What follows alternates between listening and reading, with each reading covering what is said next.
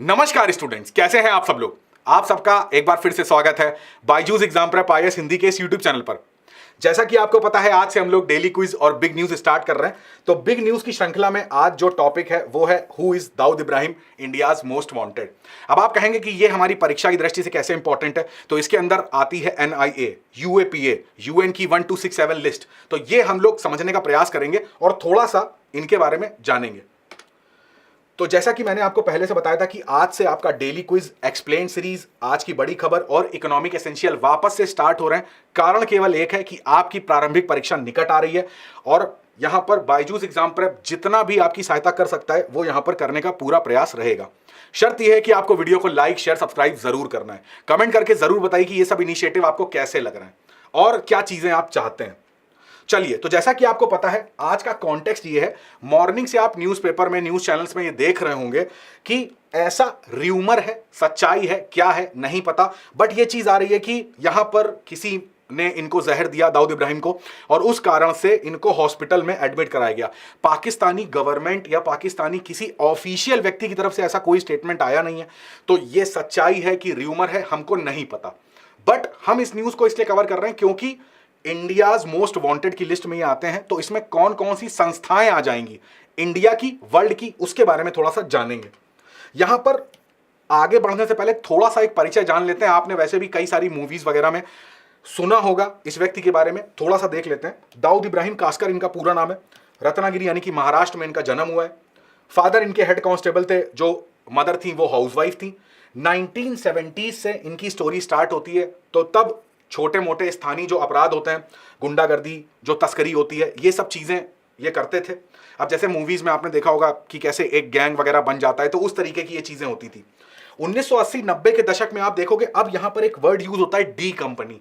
और D company के बारे में कहा जाता है ये एक सिंडिकेट है। सिंडिकेट वर्ड का यूज वहां पर होता है जहां पर कुछ हम लोग ग्रुप ऑफ मेंबर्स की बात करते हैं। तो यहां पर जो 70 से ये चीजें छोटे लेवल पर स्टार्ट हो रही थी, उसमें उसको ये अब सिंडिकेट का रूप दिया जा रहा है, ठीक 10 वर्ष के बाद। अब यहां पर आप देखोगे इस सिंडिकेट के माध्यम से बेसिकली जो डी कंपनी है वो किन किन चीजों में लिप्त है।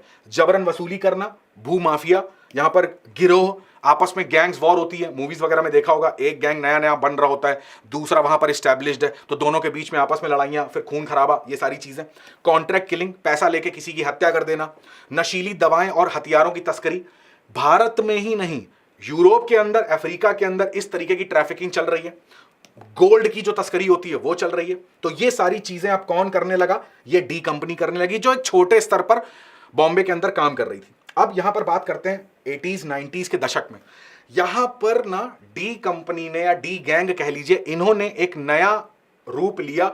वो था क्या कि जो धर्म था उसको अपना हथियार बनाया और दो धर्मों के बीच में जो लड़ाइयां थी उनको करने का प्रयास किया। यहां पर आप देखोगे दिसंबर 92 में जो बाबरी मस्जिद विध्वंस था, यहां पर इनके साक्ष्य देखे गए और उसके रिजल्ट में इन्होंने क्या करा, 1993 का बॉम्बे सीरियल ब्लास्ट। यहां पर आपको पता है, अगर गवर्नमेंट ऑफिशियल एक आंकड़े की बात करें तो लगभग 250 प्लस से ज्यादा यहां पर लोगों की जो मृत्यु हुई थी। बहुत ही भयावह एक दृश्य था, बहुत ही भयावह ये घटना थी। ठीक है, ये यहां पर करी गई। और सबसे बड़ा मेजर दाऊद इब्राहिम की अगर पूरे जीवन काल की बात करें तो सबसे मेजर जो उनका काम है, ठीक है, घृणित कार्य है, वो 1993 का बॉम्बे ब्लास्ट आता है। फिर उसके बाद से आरडीएक्स विस्फोट, हथियार, जो धन की तस्करी होती है, हवाला के माध्यम से, मनी लॉन्ड्रिंग के माध्यम से, फेक करेंसी, ये सारी चीजें इन्वॉल्व हो गई थी। अब चूंकि इन्होंने धर्म को एक रास्ता बनाया कि किस तरीके से डिवाइड करने का प्रयास करा जाएगा, तो उसमें अब जाहिर सी बात है इनका साथ कौन देगा, पाकिस्तान। तो वहां पर अब देखा जा रहा है कि पाकिस्तान के साथ भी क्या है, इनको संरक्षण दिया जा रहा है। यहां पर हिंसा करके, क्राइम करके कहां पर जा रहे हैं, पाकिस्तान में, तो वहां पर संरक्षण मिल रहा है, आईएसआई का संरक्षण मिल रहा है, प्लस वहां से फंडिंग मिल रही है, पैसे मिल रहे हैं, हथियार मिल रहे हैं, सारी चीजें हो रही हैं।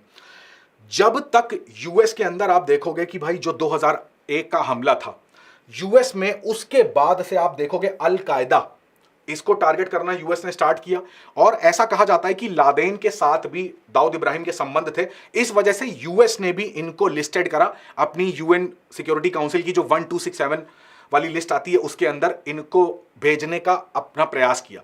अब यहां पर हमारी परीक्षा की दृष्टि से इंपॉर्टेंट क्या है कि 1267 लिस्ट जो है बेसिकली ये है क्या, वर्ष है 1999 जब ऐसी एक लिस्ट बनाई जाती है।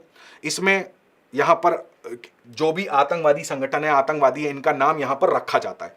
बेसिकली इस लिस्ट में आने के बाद उस पर्टिकुलर व्यक्ति को टेररिस्ट तो डिक्लेयर करा जाता है, उसके अलावा उसका जो फ्री मूवमेंट है यानी कि जो आवागमन है उसको पूरी तरीके से प्रतिबंधित करा जाता है। इसके अलावा उनकी जो संपत्ति है उसको सीज करा जाता है और हथियारों पर प्रतिबंध लगाया जाता है। तो इन सारी चीजों को यहां पर कैप्चर करने का प्रयास किया जाता है। अब 2001 का जो हमला हो रहा है यूएसए के ऊपर, उसके बाद इस लिस्ट को और ज्यादा यहां पर बल दिया गया कि भाई अब यहां पर नाम जरा जल्दी जल्दी शामिल करे जाए और सारे जितने भी टेररिस्ट ग्रुप्स हैं, टेररिस्ट हैं, उनको पहचान में लाया जाए। ठीक है, तो ये 1 2 6 7 लिस्ट आपसे प्रारंभिक परीक्षा में पूछा सकता है, तो आपको पता होना चाहिए। इसी के साथ साथ आप देखोगे यहां पर इनका नाम भी शामिल है। दूसरी अगर भारत की बात करें तो सीबीआई, एनआईए, इन सब की लिस्ट के अंतर्गत जो दाऊद इब्राहिम है उनको टेररिस्ट डिक्लेयर करा गया है। अब जब एनआईए की बात करते हैं तो इसके बारे में भी यहां पर जानना हमारे लिए इंपॉर्टेंट है। ये एनआईए की ऑफिशियल वेबसाइट से निकाला गया है, तो इसको ध्यान दीजिएगा। एनआईए की बात करते हैं तो यहां पर 2008 में अधिनियम ला के इसको यहां पर पास करा गया था। आपको पता है 2008 में मुंबई अटैक हुए थे, एक बहुत ही कायरतापूर्ण और भयानक यहां पर हिंसात्मक घटनाएं घटित करी गई थी। तो उसके बाद से हमने एनआईए की स्थापना करी। एनआईए के अधिकार क्षेत्र की बात करें तो पूरा भारत का नागरिक यदि किसी दूसरे देश में है तो वो, प्लस भारत सरकार का अगर नागरिक, भारत सरकार के अंतर्गत जो जॉब करने वाले लोग हैं वो शामिल होते हैं।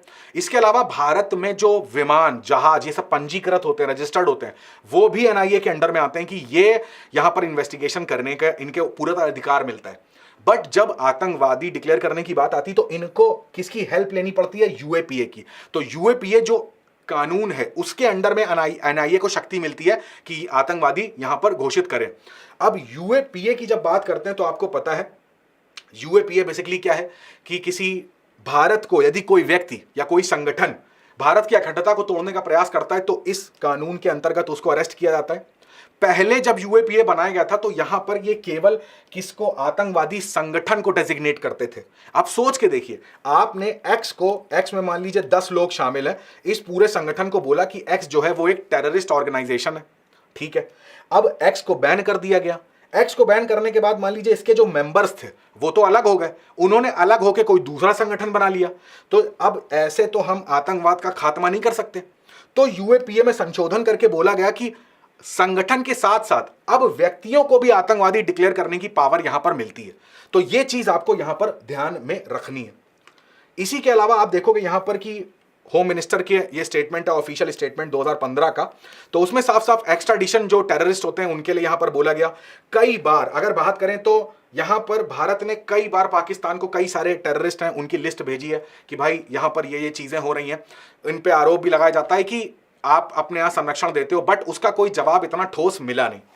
इसके अलावा अगर बात करते हैं यहां पर ना कि इंटरपोल की अगर बात करो आप, तो इंटरपोल में भी आपको जो रेड क्रॉस नोटिस होता है वो दाऊद इब्राहिम के बारे में यहां पर निकाला गया है। अगर रेड क्रॉस नोटिस की बात करते हैं तो इसमें सीधा सा होता है कि इंटरपोल के अंदर जो भी देश है, अगर मान लीजिए ये इंटरपोल है तो इसमें जो जो देश मेंबर हैं, तो अगर किसी के अगेंस्ट में इंटरपोल ने रेड क्रॉस नोटिस निकाला है तो उस देश में यदि वो व्यक्ति है तो उसको अरेस्ट करने के लिए बोला जाता है। तो रेड क्रॉस नोटिस भी यहां पर निकला हुआ है। तो ये सारी चीजें आपको आज के बिग न्यूज में इंपॉर्टेंट है जानना, वो मैंने आपको बताई। ठीक है, चलिए इसी से जुड़ा हुआ एक प्रश्न आपसे पूछता हूं। इंटरपोल के और भी कई सारे एक नोटिस आते हैं, एक आता है येलो नोटिस और एक आता है ब्लैक नोटिस। कमेंट करके मेरे को बताइए येलो नोटिस क्या होता है और ब्लैक नोटिस क्या होता है। रेड नोटिस क्या है वो मैंने आपको बताया। डिफरेंट कलर से इसके एक नोटिस निकाले जाते हैं, उनका अपना एक मीनिंग होता है। तो आज की बिग न्यूज में इतना ही रखते हैं। मैं उम्मीद करता हूं आज की बिग न्यूज आपको अच्छी लगी होगी, तो कमेंट करके जरूर बताइएगा ये सारे इनिशिएटिव कैसे लग रहे हैं। आपसे मुलाकात करूंगा बिग न्यूज के अगले किसी बर्निंग टॉपिक पर। उससे हम लोग अपनी परीक्षा की दृष्टि से क्या क्या चीजें निकाल सकते हैं, अगर एक माइनर सी चीज भी होगी तो वो बिल्कुल आपके लिए कवर करी जाएगी।